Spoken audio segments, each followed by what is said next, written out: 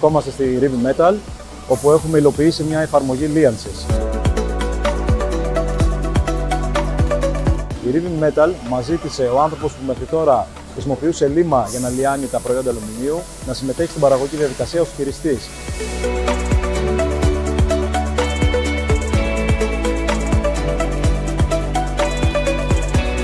Από το 2007 κρίναμε απαραίτητο να εξελιχθούμε και να μπούμε και σε άλλη αγορά, όπως είναι η ευρωπαϊκή αγορά και ο κλάδος της αυτοκινητομηχανίας, ο οποίος όμως είναι πάρα πολύ απαιτητικός.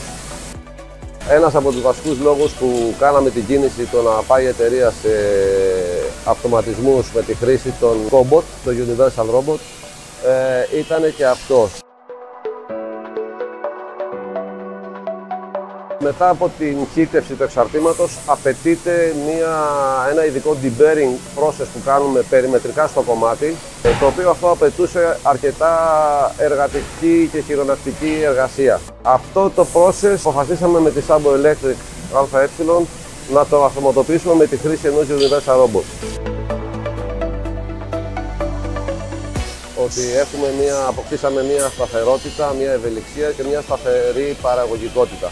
Ακόμη και αν απαιτείται τροποποίηση στη λειτουργία με στόχο ένα διαφορετικό αποτέλεσμα, ο άνθρωπος μπορεί να επέμβει χωρίς ρίσκο και κόστος για την εταιρεία.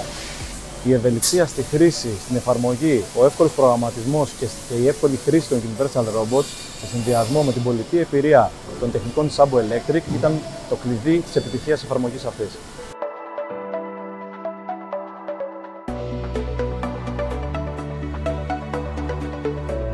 Τα Universal Robot είναι εξαιρετικά μηχανάκια, ευέλικτα, μας έχουν βοηθήσει πάρα πολύ με την συνεχόμενη και αδιάκοπη λειτουργία τους. Αποκτήσαμε μεγάλη ευελιξία με την άποψη ότι θα δουλεύουμε στην εταιρεία 24 ώρες 24ωρο, χωρίς προβλήματα.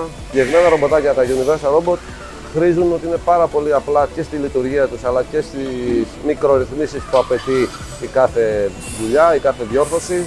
Είμαστε πάρα πολύ ευχαριστημένοι και πλέον έχει γίνει ένα must σε κάθε νέο project. Προσπαθούμε να δούμε πώς μπορούμε να εντάξουμε και τουλάχιστον τη χρήση ενός ή δύο Universal Robot.